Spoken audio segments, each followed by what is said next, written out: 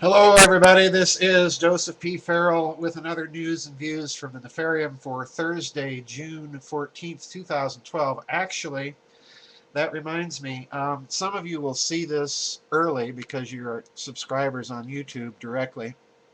I'm having to pre-record a bunch of these news and views because I'm in a transition and I won't be able to do recordings for these next couple of weeks.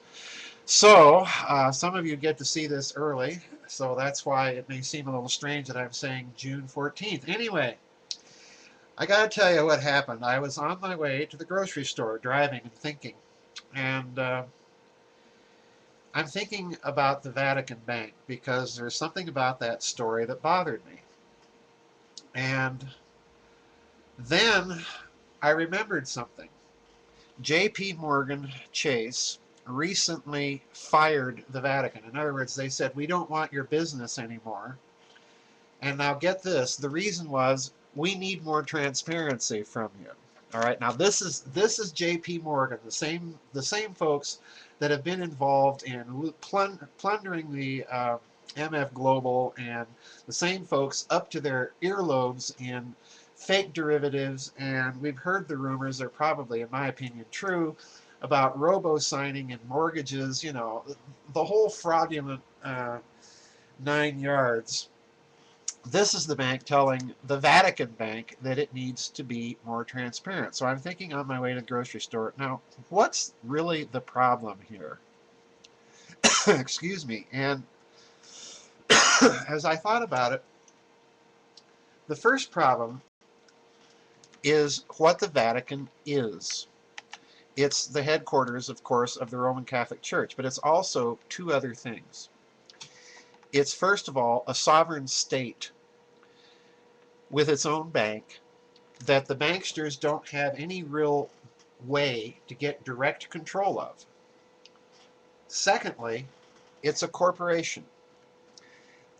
And the reason I emphasize that is if you go back and read Thomas Aquinas, for example, he will talk of the church as a mystical body, and he will use language that is very similar to the language being used at that time in the development of the doctrine of the corporate person. All right, so in other words, he's describing the church in some of his writings as a corporation. All right, so we've got a sovereign state with its own bank, and it's a corporation. And here comes J.P. Morgan wanting more transparency, and I blogged about this, I think a couple weeks ago. We see the Vatican Bank trying to clean up its act, so to speak, and I talked about the British ambassador to the Vatican taking a tour that was sponsored by the Vatican of the Vatican Bank so that they could show everybody how they're trying to become transparent. Well, I think what they're really getting at here is they're trying to become transparent to the rest of the banking insider crowd. Now, why would that be necessary? And this really got me to thinking. I go back to Malachi Martin's novel, Vatican. If you have not read that novel, read it. Because if you know enough details of modern Catholic Church history, you will be able to tell who the characters are. And there's enough details in the novel to suggest that he's spinning a tale that is totally factual, for the most part, in terms of some of the information he discloses. Now, what really interests me here is that in the novel Vatican, Malachi Martin makes it very clear that there is a power struggle going on between a powerful Western banker whom he calls Ren Redding, W-R-E-N, and then the last name Redding, R-E-A-D-I-N-G. And it's a very thinly disguised caricature of the Rockefeller financial interest. And there is a financial struggle taking place behind the scenes. Add to that the role of the Vatican in the Ratlines, which Malachi Martin also talks about in that novel, long before it became a topic of popular discussion amongst researchers in a nonfiction fashion. So I think there's something else going on here. And this is wild speculation, although I do plan to write about this soon. I go back to the Ratline operation, to the financial shenanigans and dealings that surrounded Michela Sindona, Roberto Calvi back in the 70s and 80s, and so on and so forth. Archbishop Paul Marcinkus. I think it is possible that the Vatican Bank, toward the end of World War II, in fact, it's not just possible, it's pretty much documented in some of these cases, became the laundering facility for a lot of this Nazi loot and fascist loot escaping Europe and fleeing to Latin America.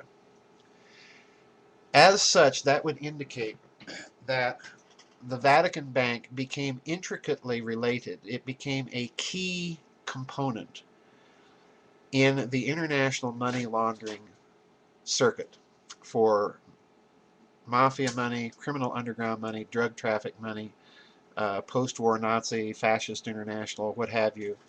It became the bank of choice simply because of its association with the church. What better way to wash your money, quite literally to absolve it, so to speak, of any of the evil background that it may have had, and then launder that money back into circulation. So I think what we have here is possibly, and again I'm speculating here, folks, I think what we have here possibly is another little sign that there's some tremendous factional infighting that's been going on in the financial world. And I want to try and summarize that. We've got the Asian nations, China and India. China buying a lot of gold in massive quantities.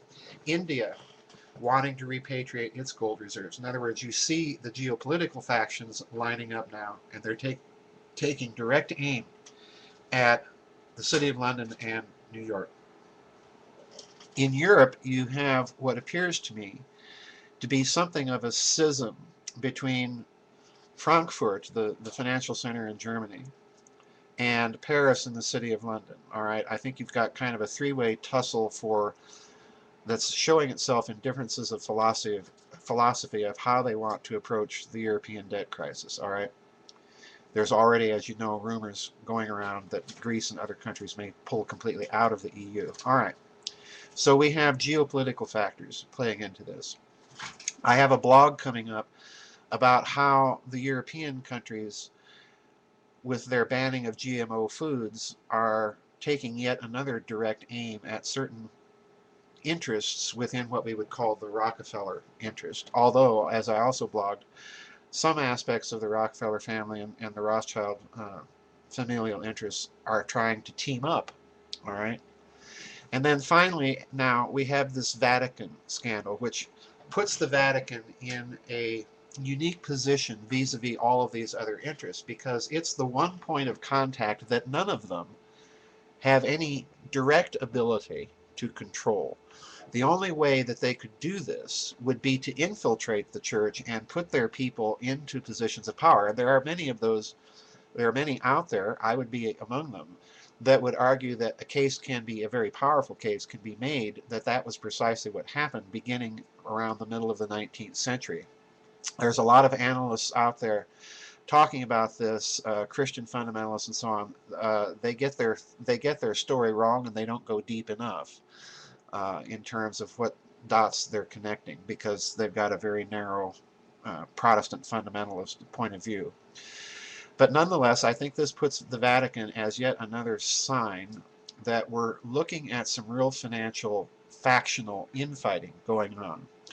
And I think the key here to the story, as far as the Vatican goes, and again it's a guess, is this long relationship that it has had since the war and the end of the war with this post-war fascist organization and with the mafia and so on and so forth. This means that it is a key player financially on the world stage, dealing with money for intelligence agencies, covert operations, and so on and so forth. And this gives the Vatican, incidentally, yet another key, crucial piece of power, and that is it has access to information via this bank about what's going on in the world politically that very, very few other institutions would have. And I would go so far as to say even the powerful Western banks, although, as I've also detailed, there is a relationship between that fascist international and at least the Rockefeller interest, financial interest in the West. So anyway, those were my thoughts as I was driving to the grocery store. I came back, I threw all the groceries in the cupboards and the refrigerator and got over here because I wanted to make sure I wrote all this down in video form, so to speak. Anyway, thanks for tuning in, folks. Thanks for your prayers, your donations, your memberships, and I'll see you all on the flip side. Bye-bye, everybody.